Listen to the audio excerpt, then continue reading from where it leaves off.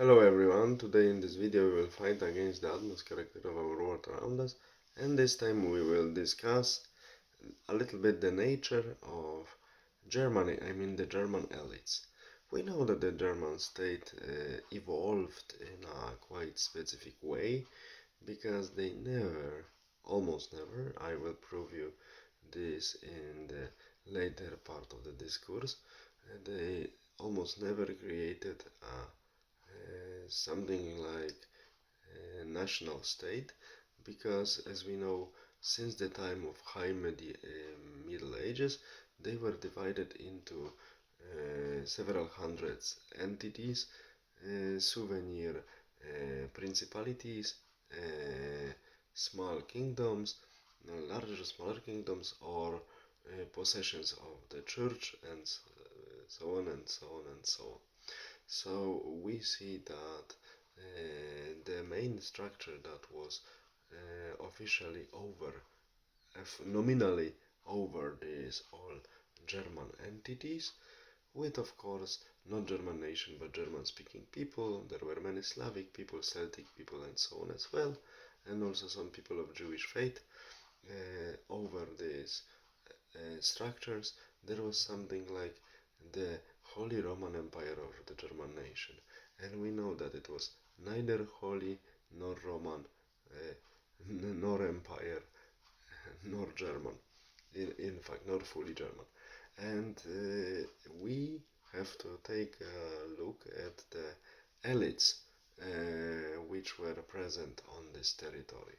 And the elites which were present on this territory were members of the nobility, but they were not interested in something more than their own mini possessions, than their own fortress, than their own castle.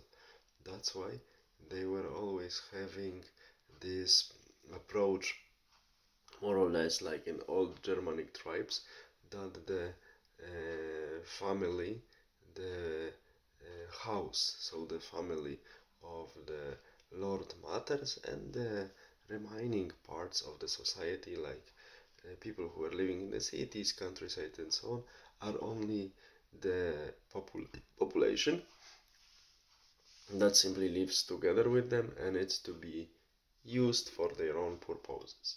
Okay, it was working like this for long, and they never created something like more general common sense of German community. It's true. Of course, there was later unification under Bismarck and proclamation of German Empire 1871, as we know, after the defeat of France. It was humiliating, very humiliating defeat for France, and we had German Empire until the end of First World War in 1918, but German elite was actually ruling this country still the same. It was aristocracy now of industry, IG Farben, and many other huge industries like steel industry of ThyssenKrupp and so on, plus aristocracy of these castles and land. Of course, they had also some interactions and marriages with bankers of different origin, like Jewish bankers, or before a little bit with many Huguenots who escaped France with money after the cancellation of Edict of Nantes in 1685, the cancellation of the Edict of Nantes by great King Louis XIV, because this Edict of Nantes, after religious war, we remember, was giving a guarantee for Huguenots for ensuring them 200 places in France in which they could live safely and practice their religion. But in 1685 it was cancelled, and many of Huguenots emigrated. Some of them converted to Catholicism, but many emigrated to other European countries plus Prussia. So we know that they added to the Prussian mentality this more Puritanism as well. And I can also mention that one of the aces of the underwater war in the First World War on the German side was Mr. Lothar von der Parier, of course, German soldier, German citizen, but of Huguenot origin, what what is clearly manifested by his French surname. But we see, so this was the elite of, and is the elite of Germany.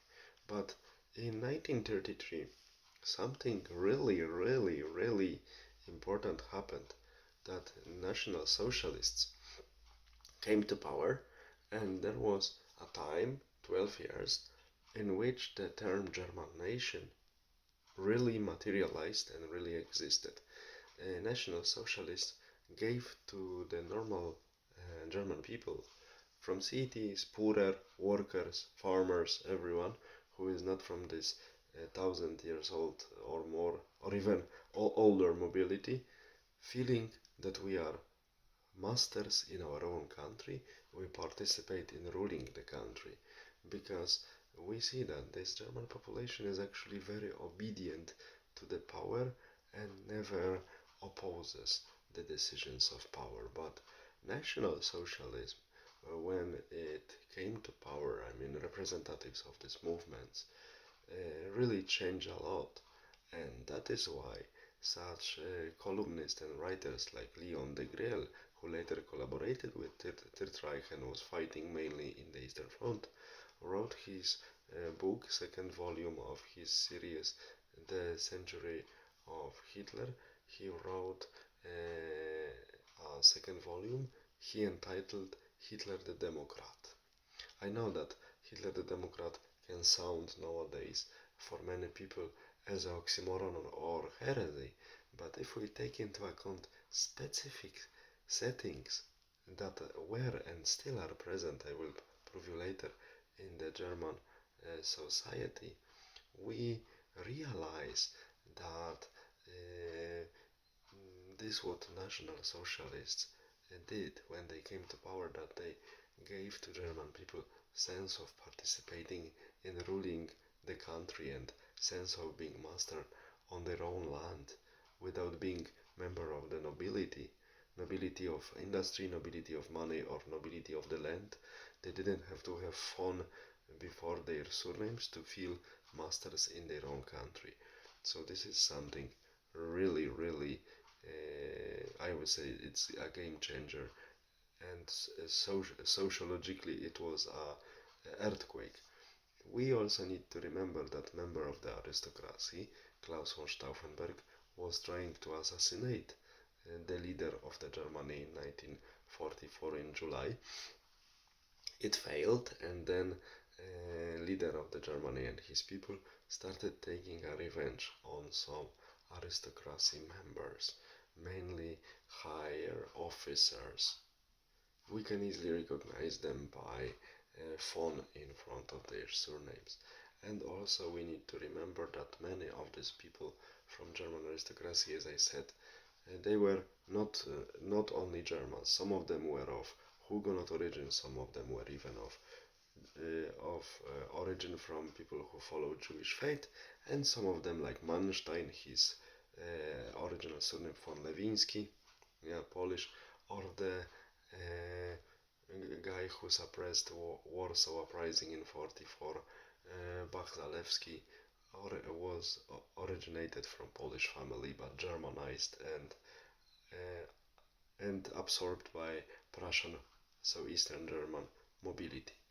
So we see that German elite took power again in 45, because there is this common myth that Germany are now occupied by US elites. That's why the population is destroyed, that's why they are flooded by immigrants, and so on and so on.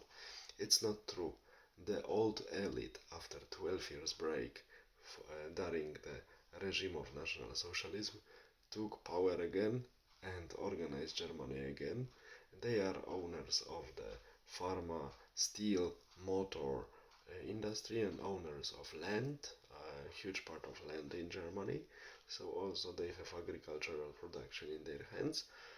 And now we see, for instance, that members of this elite, like now the main commissaries of European Union, von der Leyen, is also making deals, even losing many SMSs she sent to a director of one big pharmaceutical company that recently was in media everywhere.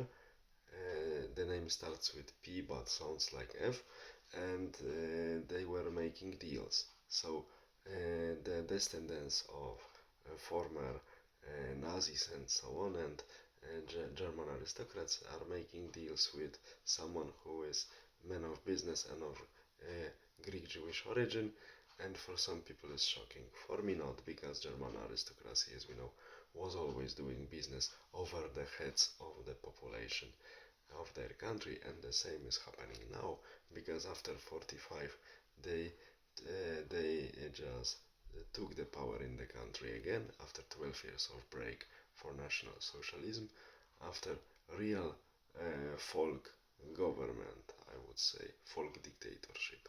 And we should also remember that Mr. Adolf was a revolutionary.